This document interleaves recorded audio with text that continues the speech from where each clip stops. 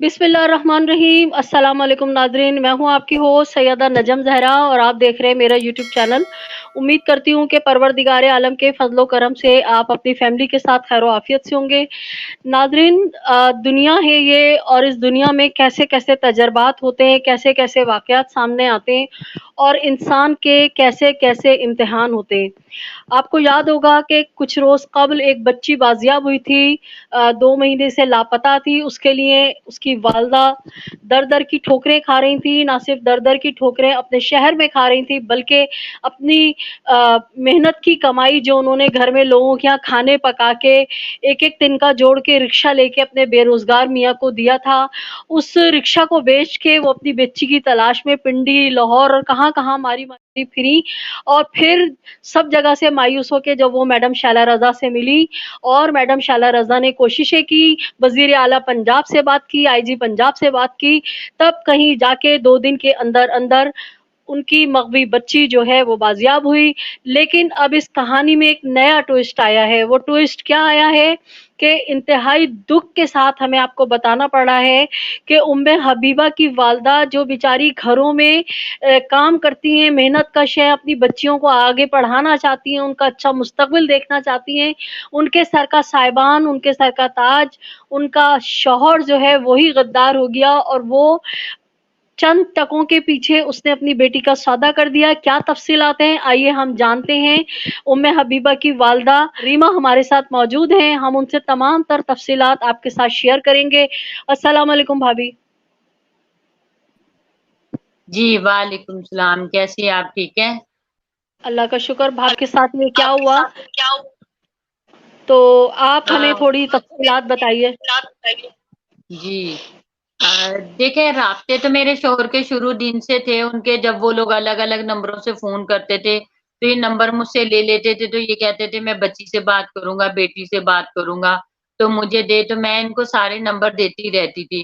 Kuwait का number था, जो दुबई के नंबर थे, जो बाहर के नंबरों से फ़ोन आते थे, वो भी मैं इनको नंबर दे देती थी, ये बात करते थे। तो मुझे नहीं पता, बच्ची से प्यार भी बहुत करते थे, बच्चों से प्यार भी ये करते थे, ऐसी बात नहीं है। एक वीडियो थी, वो मैंने दी थी, तो बच्ची ये भी बहुत रो रहे हैं, मैं भी रो रही हूँ। गए साथ में भी ढूँढने गए, सब जगह गए, लेकिन पता नहीं अल्लाह जानता है जादू किया, क्या किया है कि कुछ दिनों से जो है ना बिल्कुल जो है ना बदल गए हैं वो, बिल्कुल। मैं कोई भी बात करती हूँ, तो इनको कोई असर नहीं होता। कुछ भी बोलती थी, इनको कुछ भी असर नहीं होता था। भई यही बोलते थे सुलह करो, मीडिया में आना बंद कर दो और ना क्या नाम है मीडिया में आना आप बंद करें और ये केस वापस लो, केस खत्म करो, हमने अपनी बेटी के बारे में सोचना है। तो मैंने बोला क्या बेटी के बारे में सोचें, आप बताएँ, क्या अगवाकारों के हाथ में दे दें, गैंग के हाथ में दे दें, क्या सुलह हम करें? मैंने कहा ये पूरा गैंग है, आप क्यों नहीं समझ रहे? पूरी दुनिया समझ रही, मीडिया समझ गई, पूरी दुनिया समझ गई, आप क्यों नहीं समझते? अच्छा, ये ल मतलब अभी ये लड़के का फ़ोन आया था, इसके लड़के का, कहने लगा मैं कराची आ रहा हूँ, तो मैं जो हूँ ना आप लोगों से मिलना चाहता हूँ। मैंने कहा ये थोड़ी आएगा, ऐसे झूठ बोलने ये आएगा। मैंने तो ये सोचा था नहीं आएगा। अच्छा, इनकी वालिदा का फ़ोन आया है रोते-रोते कि ये लड़का जो है आ रहा है मेरा, तो आप गिरफ्तारी नहीं कराना, आपकी बेटियों का वास्ता, अल्लाह रसूल का वास्ता है। आपकी बच्चियों की कसम। मैंने कहा देखें, ठीक है, मुझे तीनों बेटियों की कसम मेरी, मैं नहीं गिरफ्तार कराऊँगी।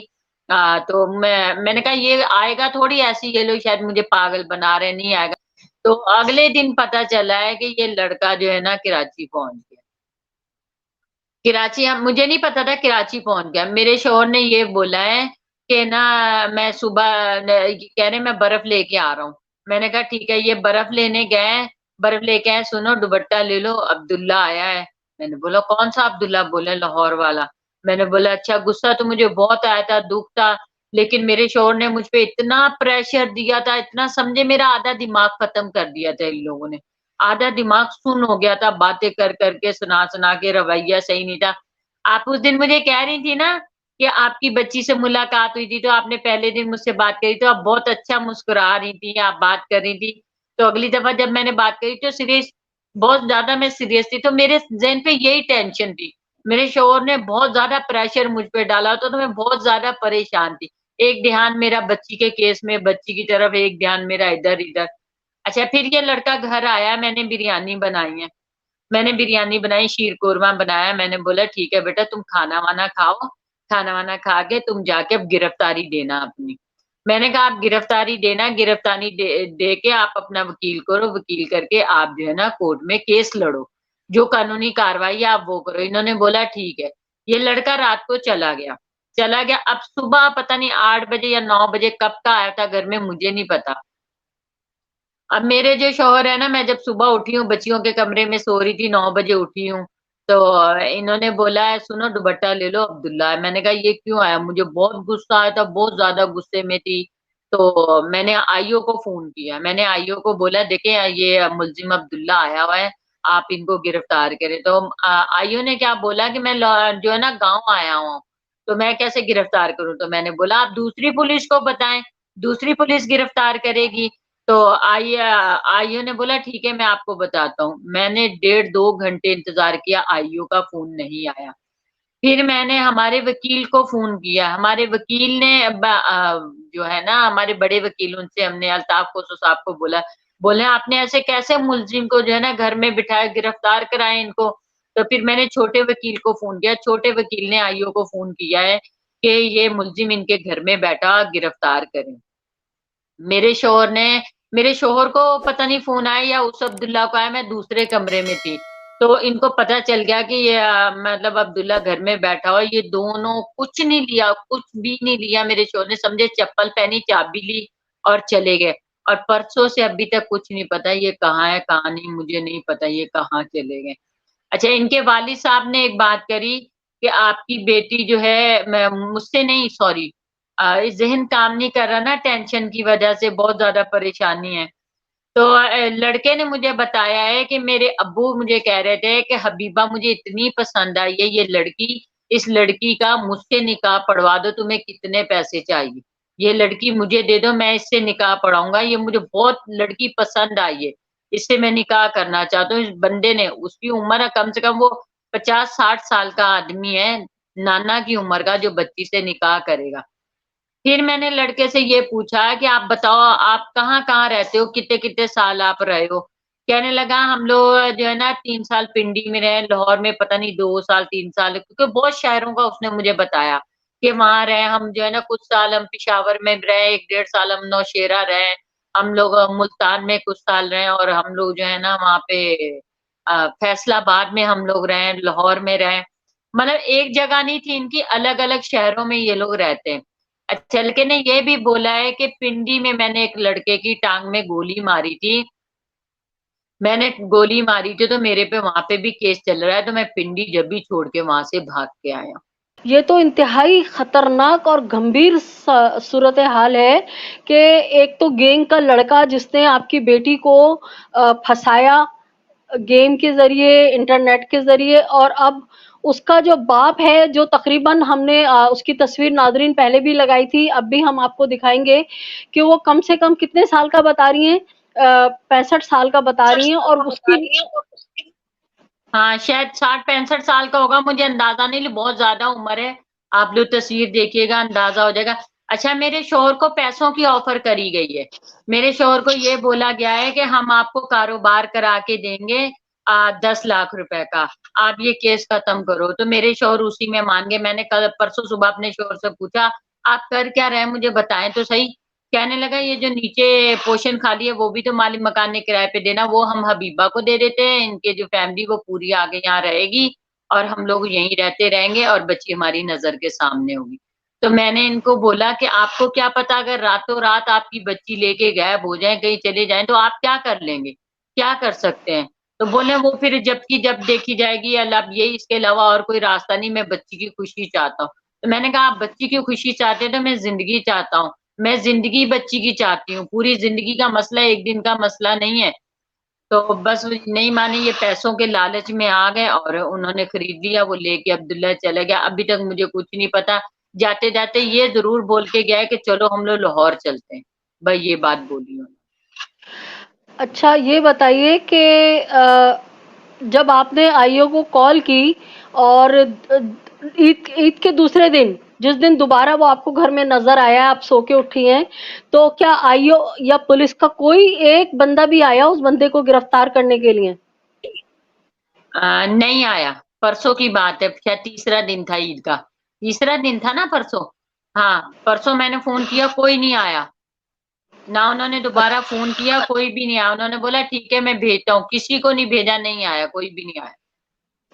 अच्छा, तो आप आपके मुताबिक ये है, आपने जैसा बताया कि पुलिस को जब आपने बताया कि ये बंदा हमारे घर बैठा हुआ है, तो आपने कहा कि आपको खदशा है कि थाने से अब्दुल्ला जो मुबैना आपका दामाद है उसको और आपके शौहर को कॉल आई है कि तुम्हारी बीवी ने हमें कॉल की है तो तुम यहाँ से भाग जाओ, और ये लोग जो है सब कुछ छोड़ के भाग गए।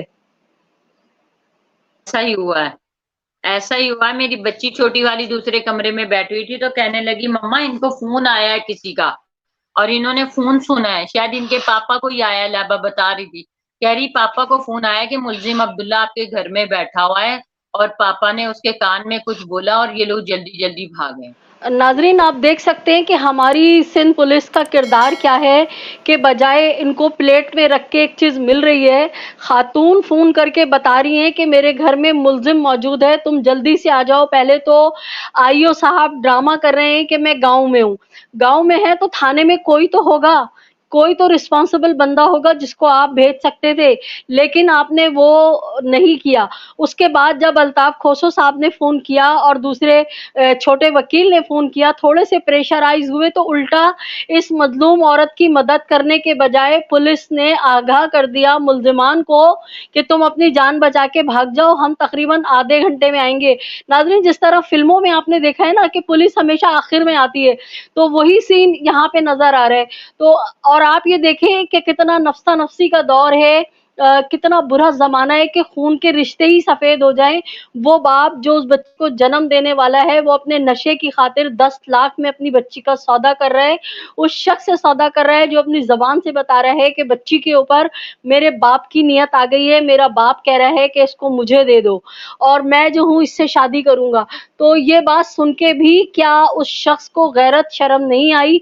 उसको ये अंदाजा नहीं हुआ कि मेरी बच्ची तो यहाँ पे महफूज रह ही नहीं सकती, कि जब एक 55 और 60 साल का बुढ़ा उस बच्ची पे बुरी नजर रख सकता है जिसकी अपनी जवान बेटियां हैं।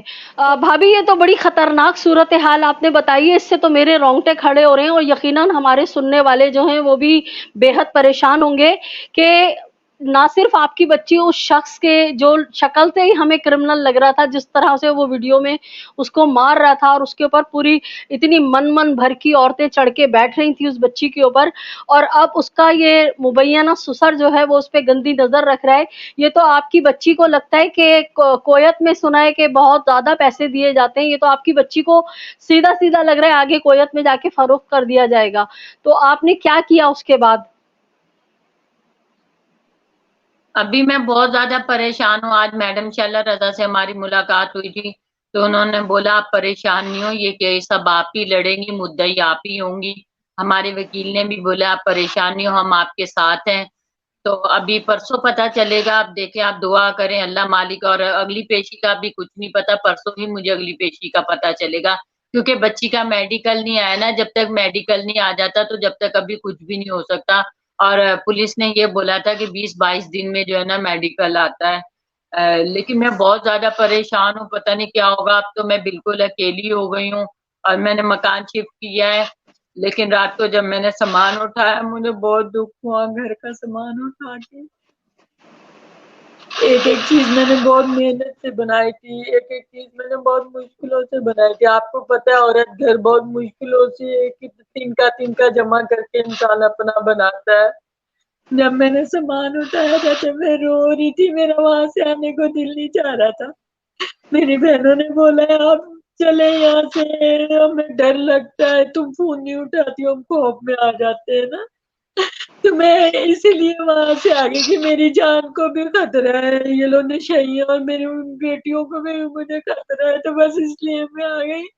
लेकिन मुझे बहुत दुख है, वहां से मैंने घर छोड़ा, अपना बना बनाया घर छोड़ा, कहीं और आ गई हूँ। अगर आज यही शोर मेरा साथ होता ہم دونوں نے مل کے بہت اچھے سے کیس لڑنا تھا، بچی ہمیں مل جاتی، سب ہو جاتا، لیکن میرے شوہر نے میرا ساتھ چھوڑ دیا۔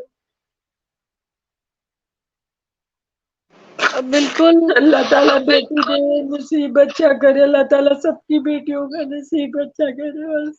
بھابھی آپ پریشان نہ ہوں اور آپ ہمت رکھیں، حوصلہ رکھیں۔ ایک آپ کا شوہر آپ کو دھوکہ دے کے گیا ہے، کوئی بات نہیں، صدمہ تو بہرحال بہت بڑا ہے کہ کہتے ہیں نا کہ مطلب بندہ آج کل کس پہ پھر بھروسہ کرے۔ اور سوچنے کی بات ناظرین، دل میرا یہ دکھ رہا ہے سوچ کے کہ ایک بیٹی نہیں ہے، اس گھر میں 2 بچیاں اور ہیں۔ اگر بڑی بیٹی کے ساتھ اس طرح سے ظلم ہوگا کہ باپ ہی اس کا سودا کر دے گا تو باقی کی 2 بچیوں کا کیا مستقبل ہے؟ تو یہ بیچاری تنہا عورت، اللہ اس کو زندگی صحت دے۔ ہم آپ کے ساتھ ہیں بھابھی۔ اور دیکھیں ناظرین، مہدی کاظمی کے ساتھ جو ہم کھڑے ہوئے تھے کہ مہدی کاظمی اپنے موقف پہ اٹل تھے، چاہے سردی ہو، گرمی ہو، بارش ہو، خزاں ہو، بہار ہو، وہ شخص فائل بغل میں دبائے ہر عدالت کے تھانوں کے چکر کاٹ رہا تھا۔ تو ہم نے اس وقت کہا تھا کہ اس کا عزم اور حوصلہ ان دونوں میاں بیوی کا، کہ اگر کوئی اور ہوتا تو شاید لوگوں کے تانوں سے، تشنوں سے، جس طرح سے گندی بذات بد کردار عورت بیٹھ کے ان کی کردار کشی کرتی تھی، ان کے اوپر الزام لگاتی تھی، اگر کوئی اور ہوتا تو یقین جانیے کہ مہدی کاظمی کی جگہ کوئی اور ہوتا تو وہ ٹوٹ جاتا۔